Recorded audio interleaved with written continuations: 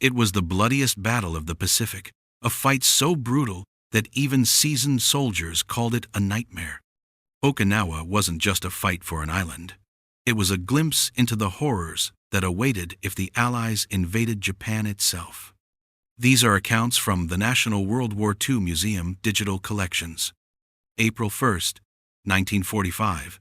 Dawn breaks over the coral reefs of Okinawa, and the largest Pacific armada ever assembled prepares to strike. 400,000 Allied troops aboard 1,500 ships, ready to storm the beaches of Japan's doorstep. But as landing craft surge toward shore, something feels wrong. No enemy fire. No desperate defenders. Just empty beaches and an eerie silence that sends chills down every Marine's spine. The Japanese have vanished, leaving behind only abandoned positions and the whisper of wind through empty bunkers. This isn't victory. This is the calm before the most devastating storm in Pacific War history. Welcome to Operation Iceberg, where American forces would walk straight into the most carefully planned killing field ever devised, earning its terrifying nickname, the Typhoon of Steel. The morning of April 1st seemed almost too good to be true. Landing craft after landing craft hit the beaches of western Okinawa without meeting significant resistance. Marines, who had prepared themselves for another blood-soaked amphibious assault, like Iwo Jima, instead found themselves walking across sand dunes virtually unopposed. Officers checked their maps repeatedly, convinced they had somehow landed in the wrong location. This wasn't how the Japanese fought. This wasn't their style at all.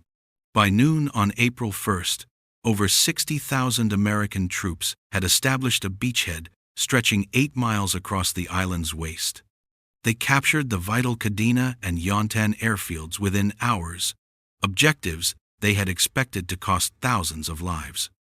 Some Marines began joking nervously about April Fool's Day, wondering if the entire operation was some kind of elaborate prank. But the veterans knew better. The Japanese weren't retreating out of fear or weakness. They were positioning themselves for something far more sinister. Lieutenant General Mitsuru Ushijima, commander of the 32nd Army, had spent months preparing Okinawa's defenses using lessons learned from every previous Pacific battle. He had studied American tactics at Tarawa, Saipan, and Iwo Jima, analyzing every mistake his predecessors had made. The traditional Japanese strategy of meeting invaders at the beach had proven catastrophic. American naval bombardment and close air support could obliterate beach defenses before troops even landed. Ushijima would not repeat those errors. Instead, he positioned his 110,000 troops in a series of interconnected defensive lines across Okinawa's southern highlands. These weren't simple trenches or bunkers. They were elaborate cave systems carved deep into limestone ridges, connected by underground tunnels that could withstand the heaviest bombardment imaginable. Every hill, every ridge, every valley had been transformed into a killing zone with overlapping fields of fire and hidden artillery positions. The Japanese had turned the island's natural terrain into an impregnable fortress, and they were waiting patiently for the Americans to walk into their trap. The silence was a lie. The real enemy was waiting, hidden deep within a fortified labyrinth of caves and ridges. Okinawa taught the world that some victories are so costly, they force mankind to seek unthinkable alternatives. It was the battle that ended a war, and in doing so, changed forever how wars would be calculated. What do you think? Leave your comments below. As American forces pushed inland during the first week of April, the truth began to reveal itself in the most brutal fashion imaginable. The easy advance suddenly ground to a halt when Marine and Army units encountered the first of Ushijima's defensive lines. What had seemed like routine mopping-up operations transformed overnight into nightmarish battles for tiny patches of coral and dirt that would claim thousands of lives. Hacksaw Ridge, known to the Japanese as the Maeda Escarpment, became synonymous with impossible courage and unimaginable sacrifice. This 400-foot limestone cliff dominated the surrounding countryside, honeycombed with caves and defensive positions that seemed to materialize out of solid rock. American forces would struggle for days just to reach the base of the escarpment, only to discover that climbing it under fire was virtually impossible. Japanese defenders hidden in caves could rain down grenades, mortar shells, and machine gun fire on anyone attempting to scale the cliff face. Private First Class Desmond Doss, a combat medic who refused to carry weapons due to his religious beliefs, would earn the Medal of Honor on Hacksaw Ridge by repeatedly lowering wounded soldiers down the cliff face using rope and improvised pulley systems. Over the course of a single night, while Japanese forces launched counterattacks and artillery bombardments, Doss rescued 75 wounded men who would otherwise have died on that blood-soaked plateau. His actions became legendary, but they also highlighted the desperate nature of the fighting and the enormous casualties being sustained for minimal territorial gains. We often recall Okinawa as the deadliest battle of the Pacific, yet it also revealed how misjudgments can redefine the cost of winning. If you have another perspective on this story, feel free to share it in the comments. Sugarloaf Hill presented an equally deadly challenge to Marine forces advancing from a different direction. This seemingly insignificant mound of coral and earth commanded approaches to the Shuri defensive line, Ushijima's primary fortified position. For 2 weeks, Marine units would assault Sugarloaf repeatedly, capturing the summit during daylight hours only to be driven off by vicious counterattacks under cover of darkness. The cycle repeated endlessly. Companies would climb the hill with 200 men and retreat with 30 or 40 survivors. Fresh units would replace them, attack again, and suffer similar devastating losses. The Japanese defensive strategy relied on interlocking fields of fire from neighboring positions. Even when American forces managed to capture Sugarloaf's summit, they remained vulnerable to artillery and machine gun fire from surrounding hills. Japanese defenders had spent months pre-registering their weapons on every possible approach, turning the entire area into a carefully orchestrated killing field where every movement was anticipated and planned for. Underground tunnel systems allowed Japanese forces to move reinforcements and supplies without being detected by American observation posts or aircraft. Defenders, who appeared to be cut off and surrounded, could suddenly receive fresh ammunition and replacement troops through hidden passages. Artillery spotters, hidden in caves, could call down precise fire on American positions while remaining completely invisible to counter-battery efforts. The entire defensive network functioned like a single organism, with each position supporting and reinforcing the others. Close-quarters combat reached levels of intensity that shocked even veteran Marines who had fought across the Pacific. Battles were measured in yards rather than miles, with individual caves and bunkers requiring days of fighting to capture. Flamethrower teams became essential for clearing defensive positions, but the work was horrifically dangerous.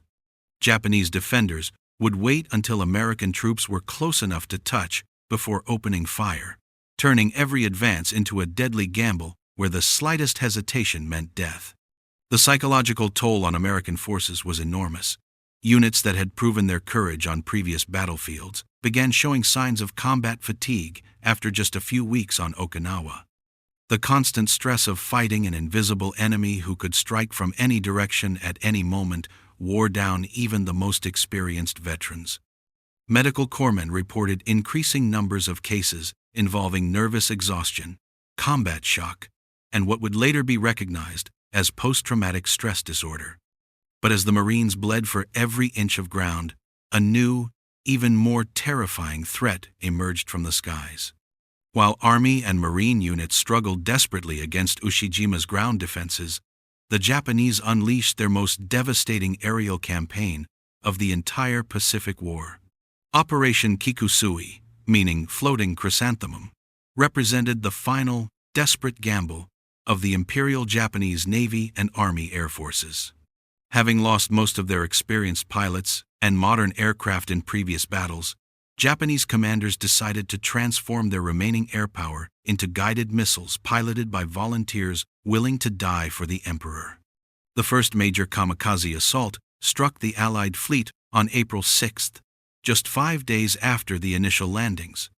Over 350 aircraft, many of them obsolete trainers and reconnaissance planes, hastily converted for suicide missions, descended on the invasion fleet in coordinated waves that lasted from dawn until dusk. American radar operators watched in horror as formations of enemy aircraft approached with no apparent intention of returning to base. These pilots had removed their landing gear and loaded their planes with extra fuel and explosives, transforming themselves into human-guided bombs. The USS Bush, a destroyer providing fire support for ground forces, became one of the first victims of the new kamikaze tactics. 3 suicide planes struck the ship within minutes, igniting massive fires and causing catastrophic damage that left her dead in the water. The USS Colquhoun, attempting to assist Bush, was hit by another kamikaze that penetrated deep into her hull before exploding. Both ships were total losses, taking with them over 100 American sailors who died in the twisted wreckage of their vessels. Throughout April, May, and June, 10 major kamikaze operations brought nearly 2,000 suicide aircraft against the Allied fleet supporting operations on Okinawa.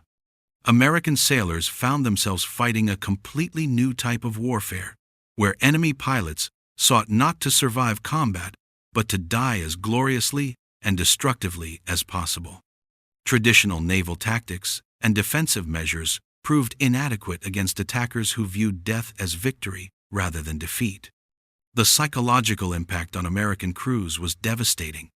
Sailors who had grown accustomed to fighting conventional aircraft that tried to avoid anti-aircraft fire suddenly faced enemies who flew directly through defensive barrages without attempting evasive maneuvers. Kamikaze pilots would continue their attacks even after sustaining damage that should have forced normal aircraft to withdraw. Some planes arrived over the fleet already on fire, their pilots pressing home attacks despite fatal wounds and burning cockpits. Combat air patrol fighters struggled to intercept suicide attackers because kamikaze formations often included experienced escort pilots whose job was to clear away American interceptors, allowing the suicide planes to reach their targets unopposed. These escort pilots represented some of the last skilled aviators available to Japan, and they were being expended to protect missions that were essentially elaborate forms of suicide. The waste of human life and military resources was staggering, but the immediate tactical effect was undeniable. USS Franklin, one of the largest aircraft carriers in the Pacific Fleet, nearly sank after being struck by a single kamikaze carrying an 800-pound bomb. The impact ignited fires among fueled and armed aircraft on the flight deck, creating secondary explosions that killed over 800 crew members and left the massive ship barely afloat. Franklin limped back to the United States under her own power, but she would never return to combat, effectively removing a fleet carrier from the war with a single successful suicide attack. Smaller vessels suffered even more severely.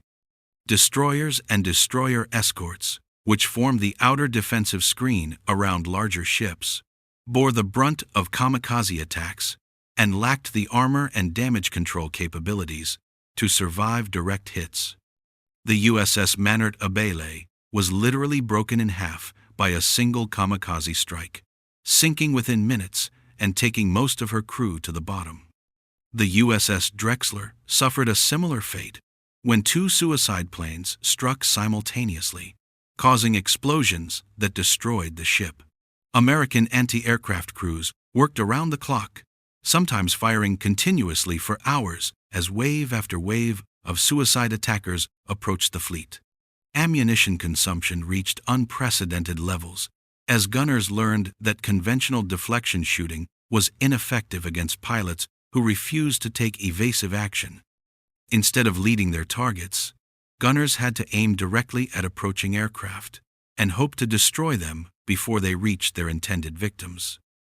The strain on naval personnel became so severe that many ships reported widespread cases of combat fatigue among crews who had been at general quarters for weeks at a time.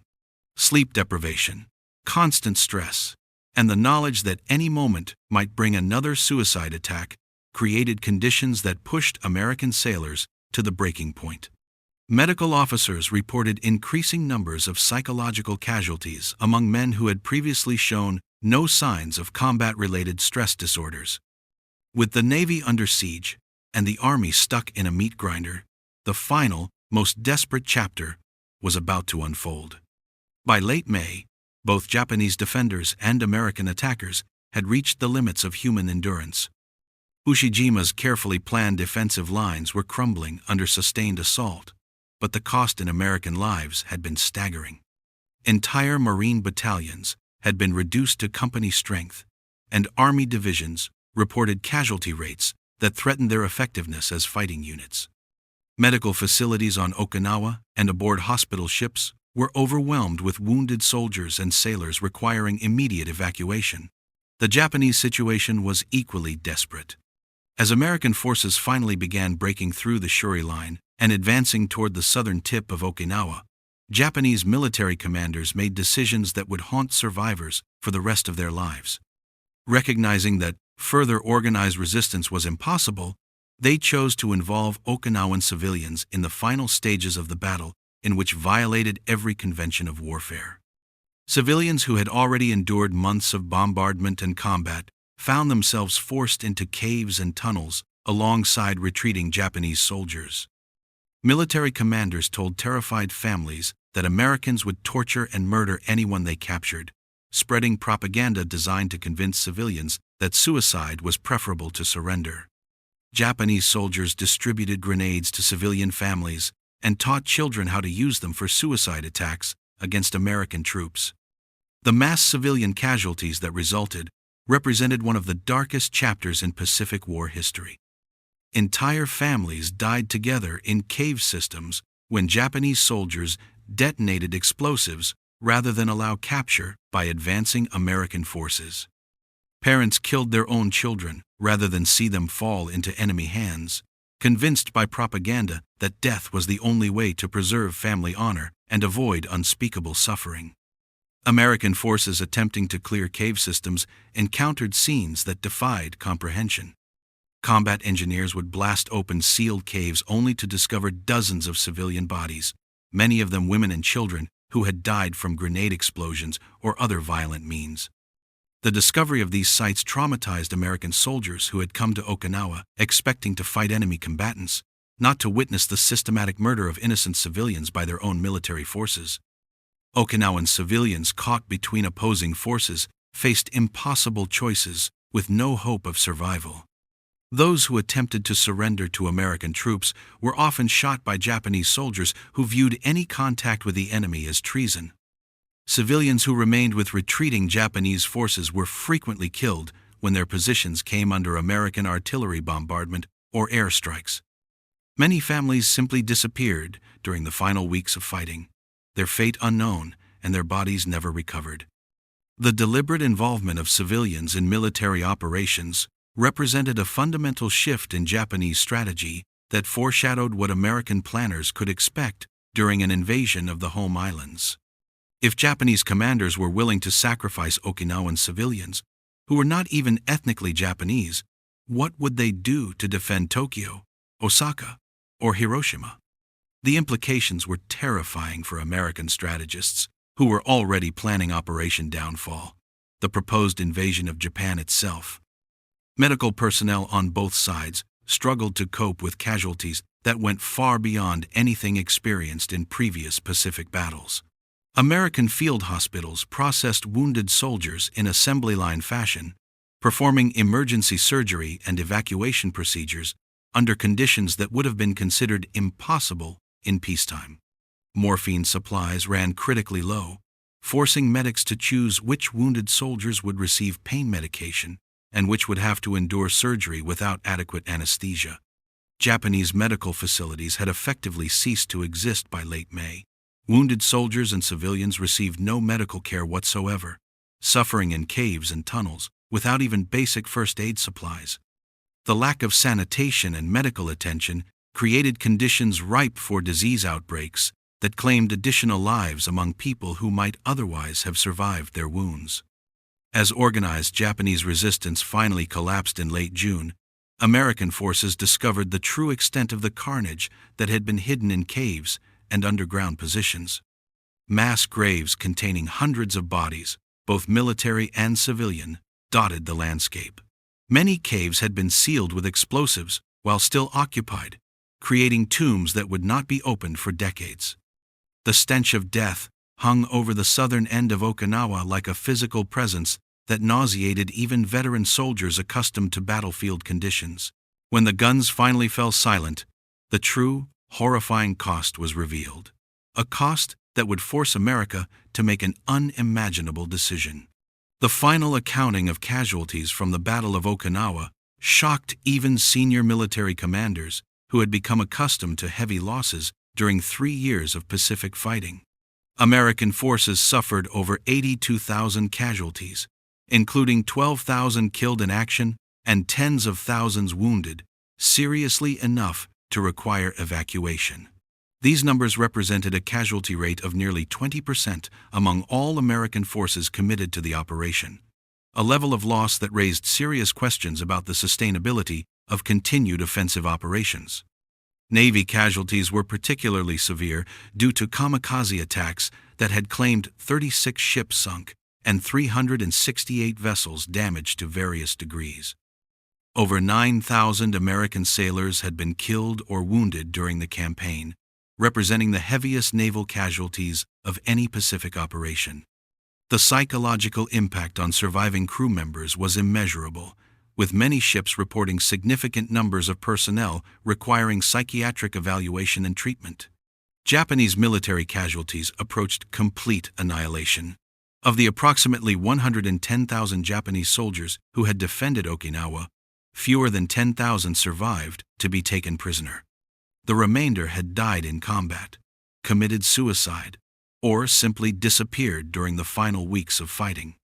The disciplined defensive strategy that had made every yard so costly for American forces had ultimately consumed the entire defending army in a campaign of mutual destruction. The civilian toll represented the most tragic aspect of the entire campaign. Conservative estimates placed Okinawan civilian deaths at over 100,000 people, representing approximately 1/3 of the island's total pre-war population.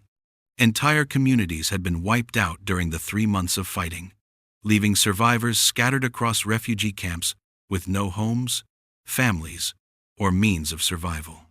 Many civilian deaths had resulted directly from Japanese military actions, including forced participation in combat operations and systematic murder of anyone attempting to surrender. The implications for Operation Downfall, the planned invasion of Japan's home islands, were sobering beyond measure. If capturing a single island with a largely non-Japanese population had required such enormous sacrifices, what would be the cost of invading Kyushu, Honshu, and ultimately Tokyo itself? American planners estimated that Operation Downfall would require over 1 million American casualties, while Japanese resistance on home soil would likely result in civilian deaths numbering in the millions. The weapons and tactics that had made Okinawa so costly would be available on an exponentially larger scale during any invasion of Japan proper. Cave systems and underground fortifications could be constructed throughout the mountainous Japanese landscape, creating defensive positions that would make Okinawa's cave networks seem simple by comparison. The kamikaze attacks that had devastated the fleet off Okinawa represented only a fraction of the suicide weapons Japan was preparing for homeland defense. Perhaps most disturbing was the demonstrated willingness of Japanese commanders to sacrifice unlimited numbers of civilians in support of military operations. If Okinawan civilians had been forced into combat roles and systematically murdered to prevent surrender, Japanese civilians facing invasion would likely suffer even worse fates. The prospect of conquering Japan through conventional military means appeared to require a level of destruction and loss of life that challenged basic concepts of proportionality and humanity. Intelligence reports from captured Japanese documents revealed plans for civilian participation in homeland defense that went far beyond anything seen on Okinawa. Every man, woman, and child would be mobilized for combat roles, from bamboo spear attacks to suicide bombing missions. The distinction between combatants and non-combatants would effectively disappear, creating conditions where American forces would be forced to treat the entire Japanese population as potential enemies. The psychological toll on American forces who had survived Okinawa raised additional concerns about the feasibility of continued offensive operations. Even elite Marine and Army units showed signs of severe combat fatigue after the 3-month campaign.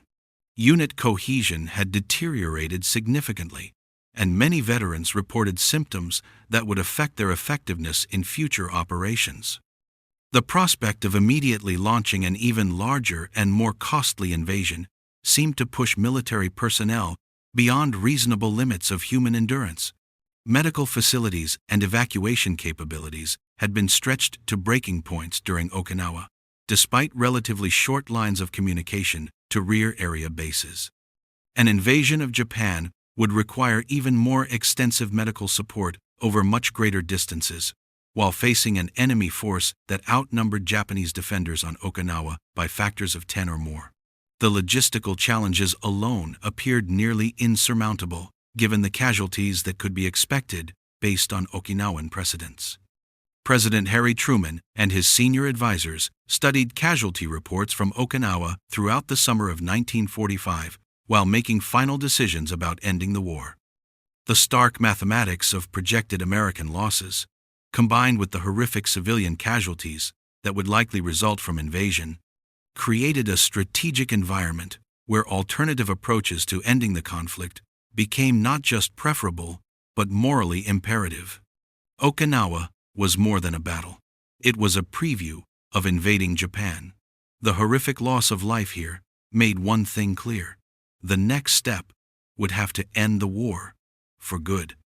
If you see this story from a different angle, I'd love to hear your perspective. Drop it in the comments below. And if you enjoyed this episode and want more powerful stories from the wars that shaped our world, make sure you subscribe and join us for the next one.